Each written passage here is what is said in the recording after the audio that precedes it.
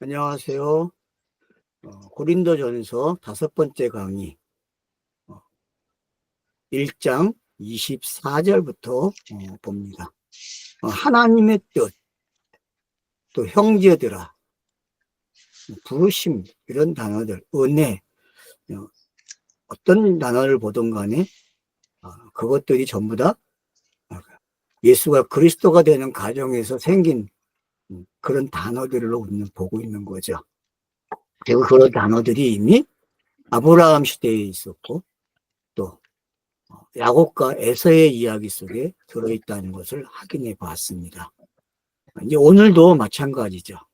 과연 유대인이나 헬라인이나 왜 같은지, 그들은 어떤 사람은 표적을, 능력을 구하고 어떤 사람은 지혜를 구하는데 그것들이 왜 십자가와 다르게 가고 있는지 우리는 생각해 보아야 될 시간에 당면한 것 같아요.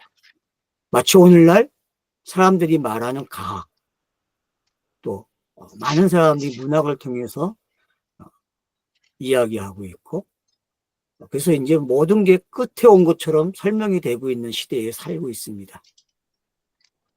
그래서 사람이 가장 행복한 시대에 살고 있다, 그렇게 이야기하고 있고, 인간이 누릴 수 있는 것들이 최고의 클라이막스에 와 있다 라는 표현들을 하고 있습니다. 그런 시대에 그것이 어리석다, 미련하다, 이렇게 과연 표현할 수 있을까? 우리는 한번 생각해 봐야 한다는 거죠. 내가 누리고 있는 것들이, 지금 누리고 있는 것들이 과연 그리스도의 십자가와 관계가 있는지 생각해 봐야 한다는 겁니다. 성경은 지금 누리고 있는 것을 반대하지 않습니다.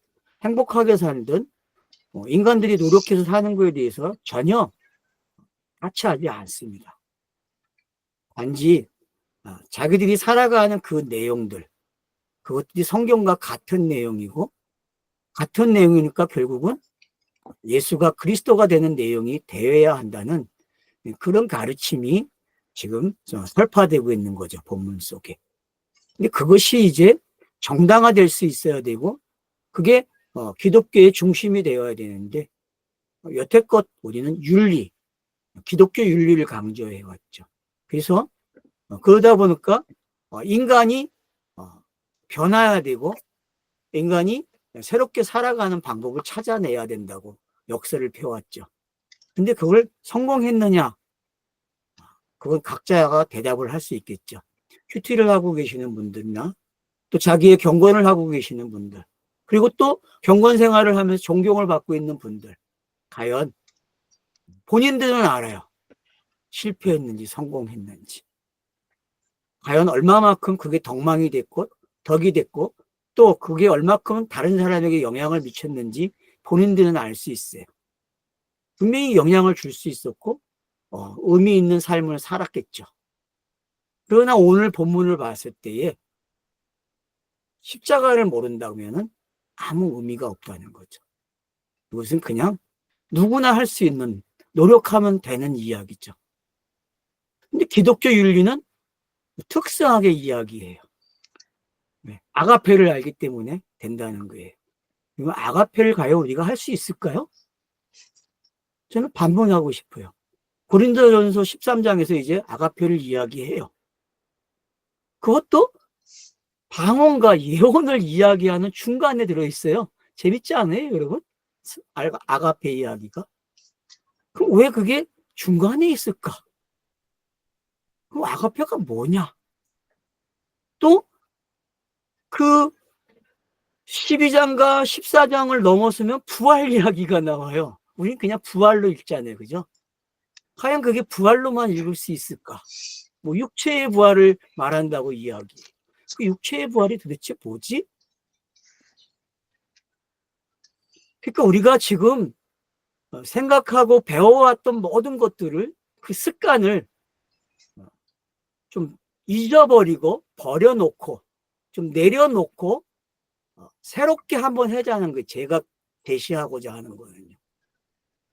성경이 그 이야기를 하려고 했을까? 도덕윤리를 이야기하고 사람들에게 영향을 줘서 그 사람을 변화시켜서 기독교인이 되게 하는 그런 감동을 주는 그런 사람들의 목표가 돼야 할까요? 기독교가? 저는 아니라고 생각해요. 기독교는 영에 관한 이야기를 해야 되고 영생을 이야기해야 되는데 도덕과 윤리가 과연 영생과 관계가 있습니까? 지금 묻고 싶어요, 여러분들에게. 여러분들은 과연 그런 질문을 해왔습니까? 그리고 교회가 말하는 그 영생, 그게 성경이 말하는 영에 관한 이야기로 와야 되는데 과연 교회가 말하는 그 영생이라는 게 과연 영으로 오고 있을까? 저도 의문이에요. 그러니까 그런 부분들에 대해서 생각을 하신다면은 오늘 본문이 잘 들릴 거예요. 오늘 본문들이. 오늘 24절부터 23절을 22절부터 한번 제가 읽어드릴게요. 유대인들은 징표를 요구하고 헬라인들은 지혜를 추구하지만 그러나 우리는 못 박히신 그리스도를 선포하니 유대인들에게는 넘어지는 것이며 그러나 이방인들에게는 어리석은 것이다. 그러니까 넘어짐과 어리석음이 십자가다 그렇게 표현하고 있다는 거죠. 그러면은 교회가 추구했던 것들이 넘어짐이 돼야 되고 제가 봤을 때는 그래요. 그게 넘어짐이 돼야 되거든요. 근데 넘어지지 않아요. 그러면서 십자가를 믿는다 그래요. 참 희한한 종교죠, 기독교. 저는 이 본문을 읽으면서 이 본문이 우리 신앙의 문제를 잘 터치하고 있는데 그 근원을 터치해주고 있구나. 사람들은 자꾸 보이는 거 가지고 신앙을 평가하고 신앙이 좋다고 이야기해와요. 근데 이 땅에서는 맞죠. 땅에서는 그 사람이 가지고 있는 인품이나 그런 걸 가지고 평가할 수밖에 없어요. 그게 왜냐? 그렇게 훈련되었고 그게 평가의 기준이에요. 누구나 만국의 저거라니까요. 모두가 다 그렇게 평가하고 싶어 해요. 그게 종교죠. 그것도 엘리트 종교만 가지고 있는 거예요. 불교나 기독교나 천주교 정도 돼야 그게 되지. 그러지 않으면 안 되는 종교라니까요. 그걸 벗어나는 종교를 다 뭐라 그래? 샤머니즘 종교라 그러잖아요. 이런 샤머니즘하고요. 경전이 있는 종교의 차이점이 다른 게 그런 거예요, 여러분. 샤머니즘은 인격을 다루지 않아요. 근데 인간들이 샤머니즘을 넘어 싶을 때 만든 종교가 이성을 가져가는 거거든요. 이성을 가져간단 말이에요. 그리고 그 이성으로 종교를 이해하고 합리화시키는 것을 훈련받게 되는 거죠. 그래서 정답지를 만들어 놓고 이렇게 하게 되면은 너가 신앙생활을 잘하는 거고 너가 영생을 얻게 돼라고 가르쳐 왔단 말이에요. 이런 답안지 교육을 받았단 말이에요. 저와 여러분은. 제가 오늘 하고 싶은 말은요. 본문대로 정말 내가 유대인이든 이방인이든 상관 안 해요.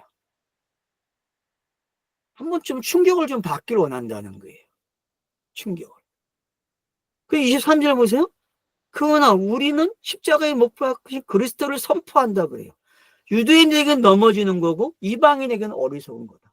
여러분 넘어짐과 어리석음이 나쁜 거였으니까 구약 성경을 읽어보니까 어때요? 예? 이스라엘 백성이 넘어지잖아요. 그죠? 왜 넘어집니까? 그게 선지자들에게 선포된 내용이었잖아요. 모든 선지자가 이스라엘을 향해서 선포한 게 뭐예요? 너는 넘어져야 된다고 가르쳐왔단 말이에요. 그게 구약의 메시지였어요. 그럼 이스라엘이 넘어지는 걸 이방인들이 어떻게 생각해요? 그걸 멸시했다고. 그거를 진노받았다고 표현해주고 있고 이방인들이 너희 신이 진노했다고 얘기해. 근데 그들이 왜 어리석음이 됩니까? 역사를 우리가 봤을 때 기록된 역사를 읽었잖아요. 여러분들이 구약 성경을. 바벨로니아와 헬라, 로마 제국 이런 것들이 어떻게 해요? 비웃었잖아요. 유대교를. 맞잖아요, 여러분. 유대교가 그 멸시를 당했잖아요. 그래서 그들이 AD, BC 시대를 걸쳐오면서 결국 1945년 돼야 이스라엘이 회복이 되잖아요, 여러분. 예? 그런 거 여러분 역사적으로만 읽지 마세요. 그런 것들이. 지금 여기 표현대로 그대로 되는 거예요, 여러분. 그러면 그 넘어짐과 어리석음이 뭐예요? 그게 협회적으로 성경 읽기 하는 모습이었고, 그게 우리가 구약 성경을 통해서, 신약 성경을 통해서 읽어왔던 바로 성경 읽기 방법이었어요. 근데 성경은 그걸 뭐라 그래요? 야, 이놈들 거기서 멈추지 말라는 거죠. 그 어리석음과 그 넘어짐이 바로 이거야라고 가르쳐 준다는 거죠. 그게 십자가와 연결이 되는 거죠. 그리스도와 연결이 돼야 된다는 거죠. 왜? 그들의 넘어짐과 어리석음 때문에, 그 구약에 기록된 그 넘어짐과 어리석음의 내용 때문에 누가 필요해요? 수고하고 무거움의 짐의 내용 아닙니까, 그게. 여러분, 수고하고 무거운 짐은 그들의 어리석음과 그들의 넘어짐이란 말이에요. 근데 성경을 그렇게 읽지 않아요. 성경을 그렇게 읽어줘야 되거든. 그들의 어리석음과 넘어짐은 수고하고 무거운 짐이에요. 누구에게? 인자에게. 그래야 인자가 와서 자기의 육체를 내놓음으로써 부석이라고 하는, 속죄라는 개념을 만들어내서 지금 우리가 말할 수 있는 그 십자가가 이야기되는 거죠. 그래서 십자가를 모르고 성경을 읽는다? 그러면 그게 왜 넘어짐이 돼야 되고 어리석음이 돼야 되는데, 성경을 읽고 있는 사람들은 넘어지지도 않고 어리석음도 안 당해요. 왜요? 문자적으로 있고 역사적으로 읽다 보니까 그거 다 누구 이야기예요? 자기와 해당이 없어. 그래서 한국인들은 내가 이방인이었으니까 아, 내가 어리석은 자였네, 이 정도로 끝나요. 아닙니까, 여러분? 근데 그렇지 않다는 거죠. 그렇게 읽으면 안 된다는 거죠, 성경 읽기는. 유대인이나 이방인, 이스라엘이나 헬라인, 이런 모든 것들은 다 뭐예요? 성경을 기록하는 차서적 내용이란 말이에요. 그래서 메시아가 온다라는 말을 만들어내는 거예요. 그 과정을 통해서. 성경은 그런 용법을 통해서. 그러니까 큰 단어잖아요. 유대인, 이방인 그러면요. 그러면 이 큰 단어를 알아야 돼요. 구약을 읽으신 분들은 이 개념을 알아야 된다니까요. 근데 과연 구약이 설명해온 이 개념을 역사적으로만 접근했지 성경 저자들이 전달하고자 하는 메시지 중심으로 가지 않았다는 거예요. 그걸 교정해 준 게 공간복음서예요. 공간복음서는 유대인들이 원하는 메시아도 아니고 이방인들의 원하는 메시아도 아니에요. 성경이 말한 그 메시아로 온 거란 말이에요. 그래서 인자의 모습으로 양성을 가지고 오게 되고, 그 양성을 통해서 한쪽이 죽고, 그래서 그 속박당하던 그 영이 나오는 이야기를 통해서 문자에 갇혀있던 것들이 나오는 이야기가 되고, 요한계시록은 그 땅에 이루어진 것들을 다 삭제시키고 완벽한 것을 내놓는 이야기와 맥체가 다 같아진다는 거죠. 그러니까 이방인이든 유대인이든 이건 성경 읽기 하나의 도구라는 거죠. 근데 우리는 성경 읽는 도구로 생각하지 않았다는 거죠. 역사는 하나님의 뜻이 전달되는 도구예요. 근데 우리는 그 도구를 그냥 역사를 읽어버리고 어떤 사건에 매여서 그 사건을 그냥 어떤 이상한 그 신학에 매여 해석을 해왔다는 거죠. 하나님의 주권이라는 단어를 가져와서 구약 성경을 읽어버려요. 맞기야 맞죠. 하나님의 주권이, 하나님이 가지고 자기 뜻을 가지고 온 거니까. 근데 그 뜻의 주권을 가지고 가야 되는데 엉뚱한 주권을 가지고 왔다는 거죠. 마치 하나님이 일반 역사를 다 통치하고 다스리는 것처럼 확대해 왔다는 거죠. 물론 하나님이 그거 하십니다. 그러나 그런 것들은 성경에서 말하고자 하는 메시지가 아니라는 거죠. 성경의 메시지는 예수가 그리스도가 되는 이야기라는 거죠. 헬라인과 유대인들이 메시아를 원하게 되어 있고, 그 메시아가 바로 십자가라는 걸 설명해 주고 있다는 거죠. 십자가에 달린 사람만이, 그가 부활한 자만이, 십자가 스타로스에 세워지고 그가 부활한 사람만이 바로 메시아라는 걸 가르쳐 줌으로써 너희가 거듭남은 이런 거야라고 설명하고 있다는 거죠. 근데 우리는 거기에서 벗어나지를 못하고 있는 거죠. 왜요? 너무 많이 세뇌당해왔어요. 너무 많이. 세뇌당한 거 버리는 거요?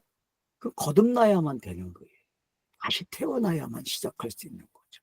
다시 태어나면요, 한 번에 되는 줄 알아요. 여러분, 그렇지 않아요.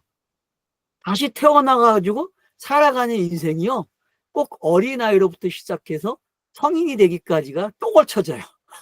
근데 우린 그걸 너무 쉽게 가르쳐 왔어요. 거듭나면 다 되는 것처럼 알아요. 이건 절대 그렇지 않습니다. 그래서 제가 성경을 꾸준히 읽으라는 거는 거듭남의 시간을 계속 늘려가는 게, 그리고 맛을 보는 거죠. 그래서 제가 찰나라고 이야기하잖아요. 이 땅에서는 영을 맛보는 게 찰나라고. 그 찰나의 시간이 늘어나려면 성경 읽기가 되어야 돼요. 그러지 않으면 다 엉뚱한 상상 속에 빠져서 엉뚱한 이야기를 하게 돼 있다니까요. 답은 성경밖에 없습니다. 제가 성경을 문자로 읽지 말라고 하잖아요. 문자를 읽으셔야 돼, 처음에는요. 그리고 문학적으로 이해를 하셔야 돼요. 문학의 기법을 다 사용하셔야 돼요. 그러면서 여러분이 그 단계를 넘어가면서, 그러니까 문자를 읽던 문학적 기법을 사용하던 상관없어요. 답은 뭐예요? 예수가 그리스도가 되는 내용이다라는 그 답을 가지고 읽어야 된다는 거죠. 그걸 계속 그렇게 가져가야 돼요. 근데 그걸 그렇게 안 하니까 문제라는 거죠. 성경 읽기를. 그러니까 서점 가보세요. 기독교 서점 가면은 제일 많이 나온 게 최근에 다 어떤 거예요? 성경을 어떻게 읽을 것인가요, 여러분? 제일 많이 나온 서적이요. 여러분들이 한번 가서 관심을 가지고 보세요. 그러면 제일 많이 나온 책은 다 그거예요. 성경을 어떻게 읽을 것인가. 왜? 지금 가장 학문적으로 발달되어 있는 시기거든요. 그래서 많은 사람들이 성경을 정말 알고 싶어 해요. 근데 그 책 가지고는 전부 해결이 안 된다니까요, 여러분. 더 어려워요, 그 책은요. 왜? 학문적으로 다른 거기 때문에. 문학적 방법을 다른 거기 때문에 문학을 할 줄 모르는 사람은 안 돼요, 여러분.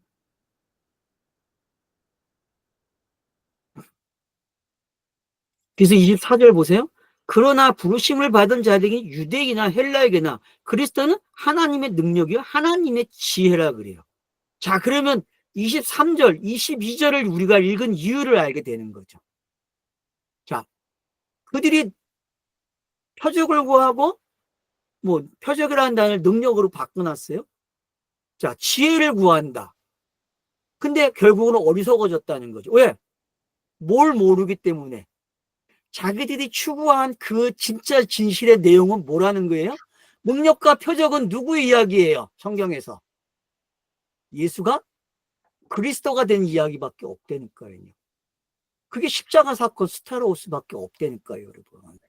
그러니까 성경의 모든 문자는 히브리어와 헬라어예요. 뭐 아랍어라고도 이야기하는데 아랍어든 히브리어든 뭐 같은 내용이니까요. 헷갈릴 필요 없어요, 여러분. 그러면 여기서 지금 유대인 그러면 이 사람들은 히브리어를 사용한 사람들, 헬라인 그러면 헬라어를 사용한 사람들이에요. 그럼 이들이 왜 어리석어졌고 넘어졌는지 이제 알아야죠, 우리가. 왜요? 그들이 사용한 그 유창한 언어들, 히브리어에서 헬라어로 넘어온 것들이 결국 성경은 뭘 담아놓은 거예요? 스타로스 십자가밖에 없어요, 여러분. 나무 기둥밖에 없다는 거 아니에요, 여러분? 그게 하나님의 능력이고 지혜라는 거예요. 그러면 자, 능력과 지혜라는 말이 헬라인과 유대인들에게 붙여놨어요. 그죠? 있잖아요, 여러분 앞에 문장에서. 그러면 그 문장을 하나님께 오니까 그게 뭐예요? 야 임마, 십자가는 하나님의 능력과 하나님의 지혜야라고 이야기한다는 거죠. 그러면 결국 우리가 읽은 문자가 스타로스로 바뀌게 되면은 그 문자가 뭘로 바뀌는 거예요? 그게 하나님의 능력과 지혜가 되는 거고 영의 이야기로 바뀌는 거죠. 그게 요한계시록의 내용이란 말이에요. 단모섬에 있던 요한이 하늘 보좌로 올라가서 보는 성경 읽기가 바로 그렇게 하는 거란 말이에요, 여러분. 이 본문이 지금 엄청난 걸 이야기했단 말이에요. 뭘 요구하는지 알아야 되는데 이걸 그냥 문자적으로 읽어가지고 그냥 해결하려고 그래요. 여러분, 이제는 그런 거 하지 마세요.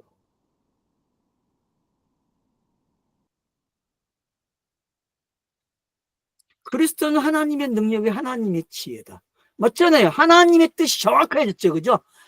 1장 1절에서 나온 거 하나님의 뜻이 뭐냐 했을 때 여기서 정확하게 파헤쳐 놓은 거예요. 야, 엄마 누구파가 아니야. 누구의 사람 누구의 사람도 아니고 헬라인 유대인 이거 다 뭐라고 했어요. 이건 그냥 차서적인 개념이야. 이건 다 누굴 이야기하는 거예요. 하나님의 지혜, 하나님의 능력을 설명하는 인간들에게 있는 그것들이 어떤 건지를 이야기한 거란 말이에요. 근데 번역을 넉살 좋게 해놨다니까, 읽기 좋게 아주 부드럽게 만들어놨단 말이에요. 여기에 속어놓을까 그렇단 말이에요. 여러분들이 이 단어를 가지고 여러분 스스로 한번 번역을 해보세요. 사전들이 주는 걸 가지고. 그러면은 제가 하는 말에 이해가 빨라질 거예요. 근데 문장 그대로 지금 읽고요 끝나잖아요. 너무 쉽게 이해되죠. 그죠? 너무 쉽게 이해돼요. 그러면은 여러분들이 놓쳐요. 여러분 놓치지 마세요. 제가 23절부터 31절까지 찍어봤어요. 너무 재밌어요. 이 단어들이 가지고 있는 뜻들이요. 어근에 어근을 쫓아가 보세요. 그러면 얼마나 재밌는지요. 문법 사용하지 않아도 돼요, 여러분. 이거만 보세요, 그냥. 그러면 진짜 재밌습니다. 이 단어들이 뒤에 나오는 단어들 보세요, 이제. 하나님은 어리석은 것이 사람들보다 지혜롭고, 하나님의 약하심이 사람들의 것들보다 더 강하다. 여러분, 이게 구약 성경에서 읽어줘야 될 내용이거든요. 하나님의 약하심과 하나님의 강하심이 어떤 건지 여러분이 알아야 돼요. 그게 구약 성경을 기록하는 방법이었단 말이에요. 근데 우리 성경을 이렇게 안 읽었다니까요. 과연 이런 관점에서 구약 성경을 읽어봤냐고 제가 묻고 싶어요. 여러분 자신에게 이 질문을 해야 된다니까요. 그러면 하나님의 약하심이 어디 있지? 하나님의 강하심이, 모세를 통해서 하나님의 약하심과 강하심이 정확하게 등장하고 있죠. 아브라함 역사, 야곱의 역사, 여러분들이 요셉의 역사 다 뒤져보세요. 그러면 하나님의 약하심과 하나님의 강하심이 어떻게 등장하고 있는지 내용 속에서. 근데 우리는 이런 관점에서 성경을 읽은 적이 별로 없다니까요. 왜요? 다양하게 성경을 읽을 수 있는 기회를 차단해 왔어요. 누군가가. 그리고 그렇게 세뇌당해왔고요. 이렇게 읽어야 된다고 세뇌당했다니까요. 그러지 않아야 됩니다. 제 메시지를 듣고 있는 분들은 그걸 벗어나기 위해서 하시는 분들 아닙니까? 뭔가 이상하다는 걸 알기 때문에 이걸 접속하신 거잖아요. 그렇다면 본인들이 가정을 가져가면서 계속 노력하셔야죠. 그러니까 하나님의 약하심과 하나님의 강하심이 뭘까? 아브라함, 모세만 가지고도 여러분들이 이해할 수 있어요. 다윗 왕 어때요, 여러분? 솔로몬, 그들의 강함과 그들의 약함이 그 하나님의 강하심과 약하심이 어떻게 잘 묘사되고 있는지 아시잖아요. 자, 메시아, 예수가 이 땅의 공생애 속에서 그의 약하심과 그의 강함을 한번 찾아보세요. 그거 어떻게 등장하고 있는지. 공안복음서를 읽는 재미가 짭짤할 거예요, 여러분들. 그러면은 성경이 반복되고 있다는 걸 알게 되는 거예요. 무슨 주제로? 하나님의 약하심과 하나님의 강하심, 지혜와 어리석음이 어떤 건지 알게 되는 거죠. 그러면 그게 성경을 기록하는 방법이었고, 그 성경의 기록의 메시지가 중심이 누가 돼야 된다? 그리스도의 십자가가 되어야 된다는 거죠. 그게 고린도전서에서 하고 싶은 이야기였단 말이죠. 로마서의 말도 똑같은 말이 되는 거고, 그래서 이제 로마서의 교리가 고린도전서의 생활, 고린도 교회의 생활 이야기로 들어왔다. 제가 처음에 그렇게 표현했잖아요. 이걸 이해하셔야 된다니까요. 이걸 그냥 지나쳐 버리고 생각을 안 하면요 변화가 안 일어나는 거죠. 그래서 교리로 전달받을 때와 그 교리의 내용이 생활에서 어떻게 전달함으로써 이 두 책을 읽으면 내게 어떤 영향이 생기는지. 그래서 갈라디아서가 답을 딱 내놓은 거예요. 야, 이 두 이야기는 이거였어라고 답을 가져온다니까요. 로마서와 고린도 전후서의 내용이 갈라디아서가 요약한 거란 말이에요. 그리고 그 요약을 에베소서가 어떻게 해요? 정의를 내리는 게, 야, 이게 교회고 이게 성도야! 라고. 어때요? 재밌지 않습니까? 그리고 골로새서는 어때요? 다시 그리스도를 이야기하면서 교회의 중심, 그 이야기는 결국 그리스도야라고 이야기하고 있다는 거죠. 그러니까 빌립보에서 뭐라 그럽니까? 기뻐하자. 기쁨이 뭔지 설명하는 거. 왜? 교리, 생활 다 배웠어요. 그게 하나의 내용이라는 거예요. 구약과 신약의 이 메시지가 같다는 걸 알게 되고, 그 전체의 메시지를 아우르고 있는 내용이 뭐라고요? 그러니까 그런 것들이 정리가 되냐 서신서에 있는 기쁨이 생기는데, 우리 서신서를 읽을지 몰라요, 여러분. 서신서를 너무 못 읽는다니까요. 읽기는 쉬워요. 왜? 아주 기가 막히게 해놨거든요. 번역이 너무 기가 막히게 해놨잖아요, 여러분. 응? 메시지 성경 읽어보세요. 얼마나 진짜 기가 막히게 해놨는지요. 그냥 읽어져요. 생각도 못하게. 그냥 정리가 된다니까요. 그게 좋은 것 같아요, 여러분? 그리고 함정에 빠지지 마세요. 그런 번역들 조심해야 됩니다. 그런 번역들요.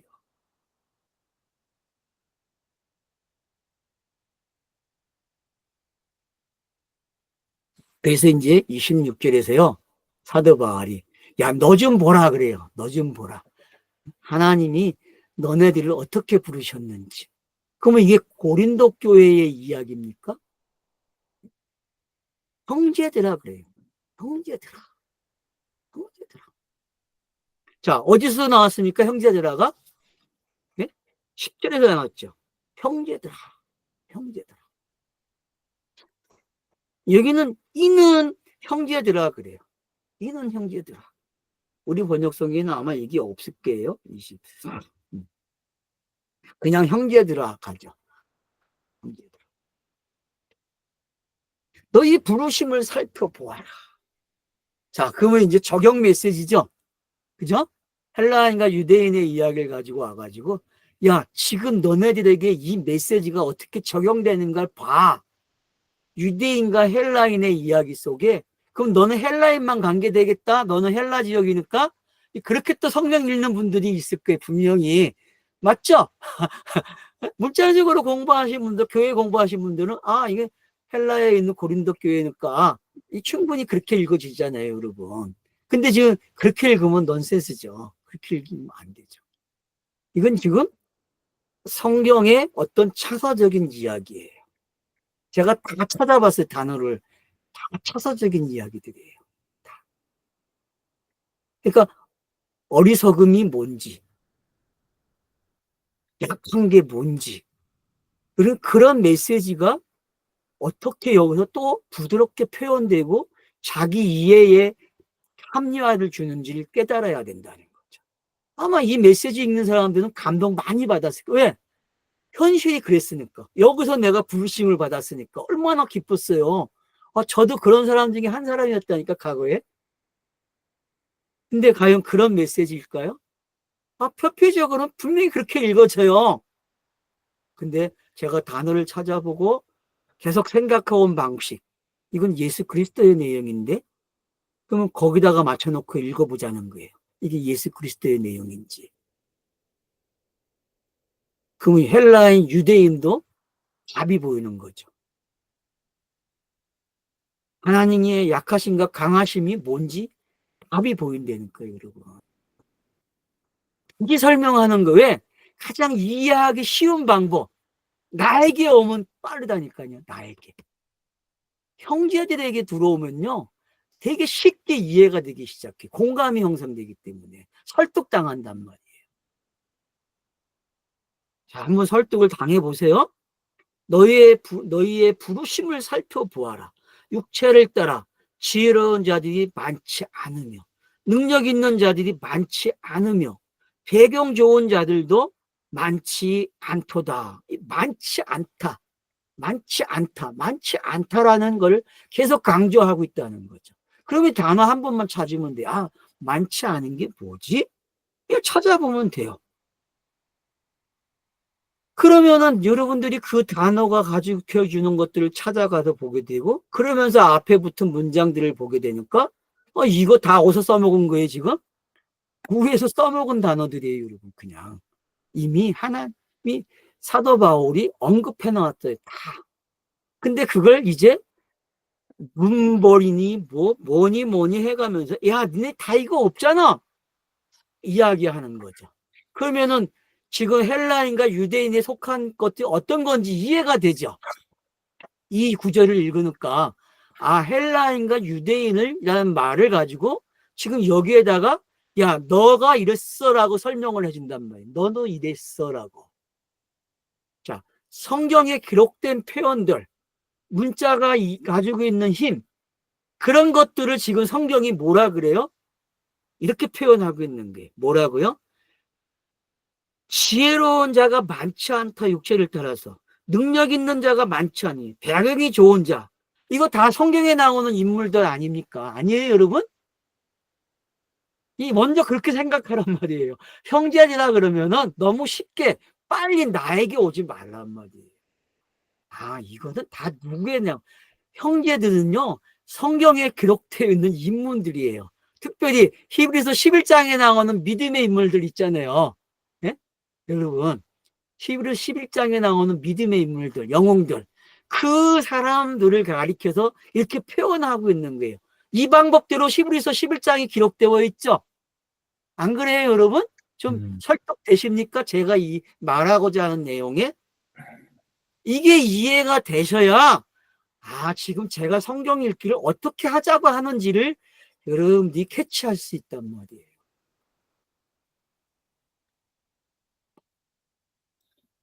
그래서 27절을 이해하니까요. 자, 그런가 하면 또 보세요. 자, 이제 그러면서 27절에 하나님이 세상의 어리석은 것들을 선택하셔서 지혜로운 자들을 부끄럽게 하시고, 또한 하나님께서 세상의 약한 자들을 선택하셔서 강한 자들도 부끄럽게 하셨다 그래요. 자, 그러면은 히브리서에 나오는 그 믿음의 영웅들은 다 누구를 가리키는 이야기들이에요? 그 예수 그리스도를 설명하는 내용들이죠. 아닙니까? 그러니까 요 27절을 가지고 이제 공간복음서 들어가 버리면 꼬링할 수 있다니까. 꼬를 넣는다니까, 여러분들이. 요 문장은 지금 제가 앞에서 설명했듯이 잘 표현된가, 내가 예수가 공생애 동안 했던 사역들의 메시지란 말이에요. 여러분이 조금만 내서 생각을 하시게 되면은, 아, 맞아. 공간복음서 이런 내용은 이런 거고, 이런 내용은 이런 거였네? 이걸 이렇게 표현하고 있네, 사도 바울이? 그러니까 사도 바울은 절대 자기 말을 하지 않는다는 거예요. 다 기록되어 있는 걸 가지고 단어를 선택해서 표현해 주는 거예요. 이렇게. 압축된 단어들이죠. 이게 사도 바울의 표현은 다 뭐예요? 공간보험서를 압축해서 축소해가지고 표현해냈다니까요. 그러면 공간보험서의 내용은 또 어디에 있어요? 구약에 있는 메시지예요. 그러니까는 반복이에요. 근데 우리 이런 반복된 이야기를 성경을 읽으면서 답은 가지고 있는데 활용하지 않았다니까요. 그걸 적용해야 되는데 적용하지 않았어요. 다른 건 적용을 잘하면서 그 적용을 못했다니까요. 제가 말하는 게 뭔지만 아시면 된다니까요. 제가 뭐 성경을 해석하려고 하는 게 아니잖아요, 지금요. 그냥, 아, 이렇게 읽으면 어때요? 라고 제시해 주잖아요. 제가 좀 부드럽게 해야 되니까 더? 오늘은 그래서 친절한 것 같은데, 그나마 저번 강의보다도.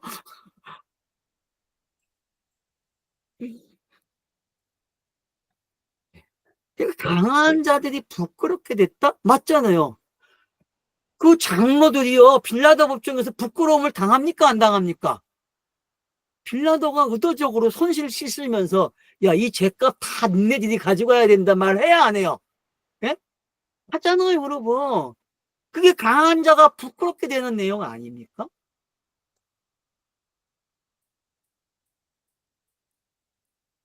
뭘 단어를 가지고 찾으려고 그래요. 그냥 그렇게 가면 돼요. 이미 성경의 단어를 다 설명해 놨으니까. 사도 바울이 선택한 단어들이 공간복음서에 다 들어있다니까, 내용으로, 문장으로. 그러니까 제가 성경을 읽으라는 거예요. 성경을 읽어야만 줄긋기가 되는 거예요. 이 단어에 모체가 어딘지 찾아갈 수 있어야 한단 말이에요. 근데 우리는 단어 사전으로 끝이 나요. 모체를 못 찾아요. 기껏 찾아가야 그 단어가 나열된 곳 찾아가가지고 비슷한 거, 가장 정확한 거다가 몇 구절 설명하면 그게 강의예요. 여러분, 지금 강의하시는 분들 다 그렇죠. 언어 강의하는 사람들이 다른 방법이 있습니까? 없어요, 여러분.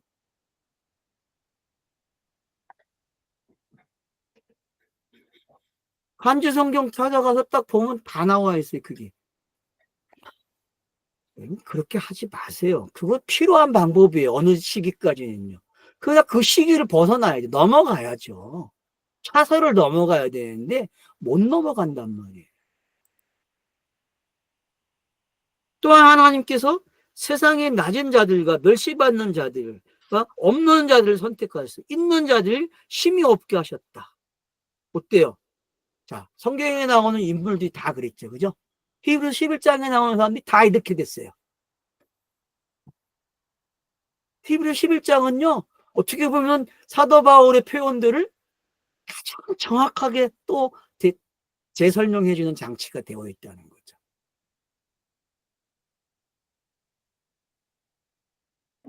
왜 믿음의 영웅이 거기서 나옵니까? 11장에서. 앞에 무슨 이야기가 있었어요? 대제사장이 있었잖아요. 대제사장. 멜기세덱 반차를 따르는.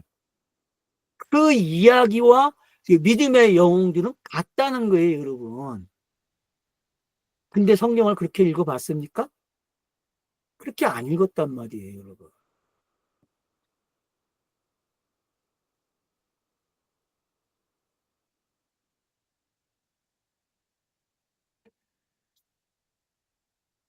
시간이 어떻게 된 거야? 거의 지나간 거기도 같겠네. 근데, 네. 요것을 쉬었다 하겠습니다. 28개월까지 한 걸로 하죠.